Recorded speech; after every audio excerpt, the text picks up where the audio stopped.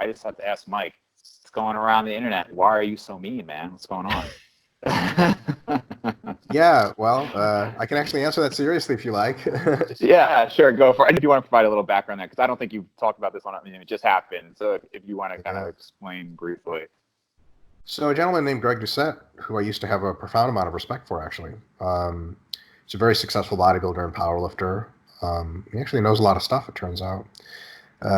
He has a YouTube channel, and he sort of critiqued the volume landmarks idea and Jeff Nippard's application of it. And a fellow YouTuber, the lifting dermatologist, Steve DeVos, asked me to come on and sort of do a response to Greg's videos. He messaged Greg too, but Greg said he didn't have time for it. Later messaging me and saying that it's not that he didn't have time, it's that he didn't have any interest in going on a podcast with so few views. So he does YouTube to make money, which makes sense. And very few views make very little money. And so I did the response video by myself, and check that out. It's on the Lifting Dermatologist channel. It's, very cordial, super respectful. It was very genuine because I do have a ton of respect. And then Greg Doucette made a response video to that where he just mostly made fun of me and said things that don't make any sense. So I figured I'd make fun of him back, but to his face, because I don't need a YouTube channel to do that shit by myself.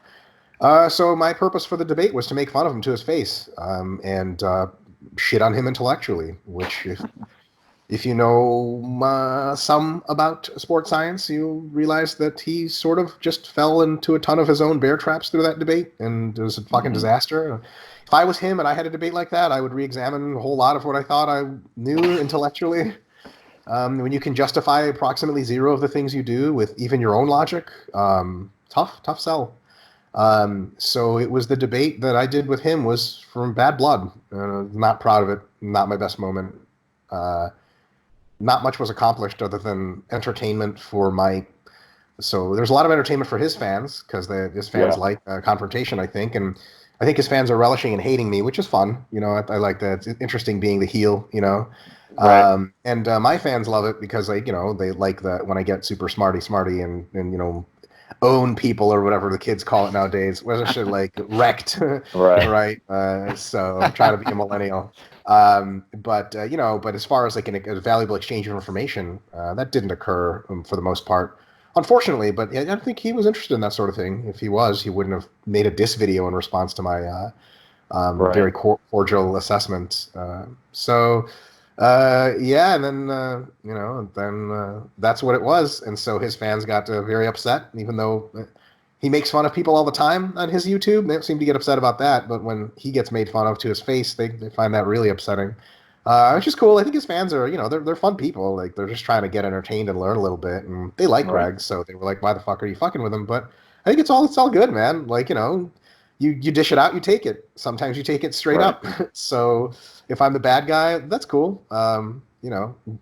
Genuinely, I'm not really a bad guy, I don't think, because if I was, I'd have a really shitty track record of being one. I've debated a ton of people, specifically on Steve's channel, and all the debates were as cordial as you can get, right? And tons of learning occurred, and so I think it's a fun thing that happened, and it is what it is, and I do enjoy the attention a little bit from fans of his that message me and say, you're really wrong about all this stuff. And so I say, can you explain to me how I'm wrong? And they try and mostly just stop responding after a while because I just ask a few questions. And like, how does the 10% rule work? And they try to explain it. And I'm like, well, that doesn't actually regulate volume. It just regulates exercise volume. And they're like, yeah. And then they say something like, he's just trying to do his best. And I agree, maybe. But that doesn't mean things that he says make a whole lot of sense sometimes. And when things you say things that don't make sense, prepare to be called out on them, especially if you are part of the call-out culture on YouTube. Like, he does call-out videos. He's called out to his face. Shit happens. Like, he'll be fine. He's actually a super cool guy in the sense that I'm pretty sure he can take anything on the chin and be like, nah, just moves on. So, yeah, to his credit. So, there you go. So I just had to ask. So I haven't seen the whole interview. I saw probably half of it, and then I saw your post on it.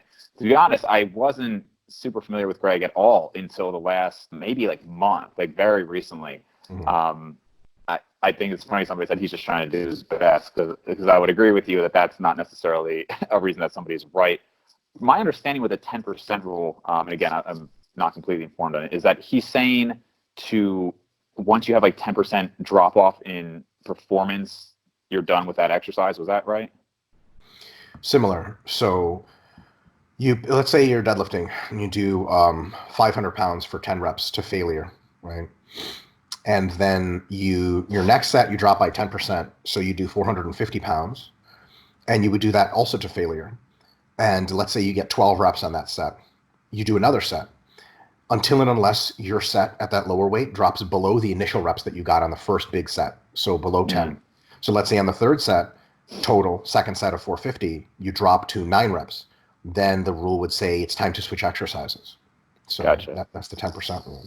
Right. And then I guess the counter argument there is that if you go on to your next exercise, you're now more fatigued for that exercise, right? So why did you even, if you did 4 sets for barbell rows, by his method, you would have had to have switched earlier, right? You could have had that fatigue drop, but you're more fatigued for the next exercise anyway, right? Well, so, I don't even know if it's about fatigue. I don't think this argument requires a counter argument. I think it requires a series of questions, simple ones, such as why 10%, which was never answered and was probably unanswerable. Another one is why are we moving on after 10%? What is wrong with bent rows after there's an intensity drop? Why are they not sufficient? Right. You could say, well, it's neural fatigue and such and so forth, but doing a new exercise does not solve almost any of those problems. So you're still just as fatigued now you're doing a new exercise. So as far as a rule that codes for switch exercise, if this happens, the rule doesn't make a whole lot of sense because it's based not on anything realistically that happens in your body. And then fundamentally, the big critique against it is because that was his proposal for a volume regulator. Mine is like 3 to 12 sets per session, based on how you're performing in sore and pumps. So that's my volume regulator. It's a bit more complex, just a tiny bit. And his was the 10% rule, which is not a volume regulator. It's an exercise regulator. So one of the things we went over in the podcast was like, okay, so then 10%, then you fail at a rep range lower than that, and then you do. Like, you leave the gym, and he's like, yep, you're done. And I'm like, or another exercise. He's like, yeah, or another exercise. Like, well, which one is it? Like, it can't be both. So how are you determining how many exercises you're doing? That requires 2 rules, which he never specified. And he sort of said, like, like soreness or something. But he usually, when he presents the 10% rule, as he presented in the video, it was a standalone rule supposed to encapsulate some kind of behavior that you're supposed to do in order to try to select how much volume you're doing. And unfortunately, it just doesn't do that. And if it did do that, it would do it arbitrarily. It's got some cool features to it, like it does auto-regulate pretty well to fiber type. So, for example, individuals that are very, very fast twitch, they need less training than slower twitch individuals. They have less volume tolerance. They need less anabolic signaling. They get more out of every single rep and set. So if you're really, really fast twitch, your reps drop off really quick. So you might do 2 or 3 sets and then you drop off and then you'd be done. And if you're slower twitch, you might do 5 or 6 and it would be appropriate, right? But the question is, so that's cool, right? It's also objective. Like, as soon as you're dropped off below reps, it's cool. I like the rule. Unfortunately, the question of why 10% and do you leave the gym after are unanswered and maybe unanswerable. So,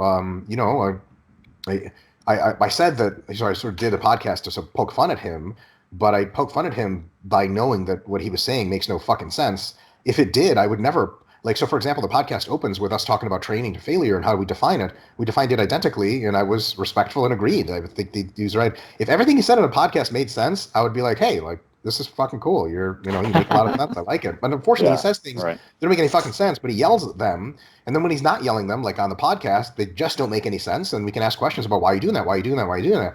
Like, I could have played the argument to convince sort of sequence, which I usually do, and been super, very conciliatory, very cordial. And sort of when he said things that are clearly wrong, you just don't say anything back. You're like, okay, I got you. I see where you're coming from, which is cool. There's no reason to punk people out. But he punked me out first in his own video, and then I punked him out face to face. Like, you want a shot at the intellectual title? You know what I'm saying? All day. So.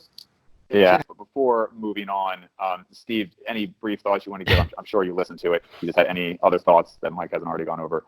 It was, for anyone who hasn't watched the whole thing, if you just watched the beginning, it was really interesting for me because I thought, I was like, that doesn't sound like anything Greg was saying, and actually sound very much like in line with what Mike might recommend, his first few kind of words on training. Mm-hmm. And then as the interview progressed, it got worse and worse towards the end, where he said, we don't really know anything.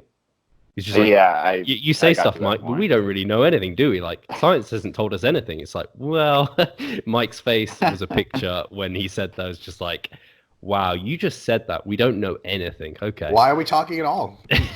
Why are you giving advice if we don't know anything? You could be giving any other advice. You could be making random sounds. And I just think, I was just going to say, I think it's unfortunate that people took it the way they did. And I think my kind of feeling was that we lose rationality sometimes as humans, and we kind of just cater towards a personality within these sort of scenarios and don't actually take what they're saying. And it's just like, oh, that guy seems nice. Why is this other guy being so mean to him? It's like, because he's an idiot and he's giving bad information. It's like, well, it's also because he's like, I would never pick on someone because they were an idiot or just giving bad info. He's a mean person. His entire YouTube channel is based on calling out people and being mean to them and ridiculing them. And then when he comes on the podcast, he's Mr. Nice Guy. And his fans, they'll cut him all the slack in the world. But people who don't know who he is and come to the conversation and watch it, they'll be like, yeah, I mean, like, the Mike guy is right about stuff sometimes, but he's super fucking asshole. Like, what a dick. If they didn't watch the other 3 videos, that's a very, very rational conclusion. If they watch the other 3 videos, they'd be like, yeah, it's all fair in love and war. And not my proudest moment, but it was not fun.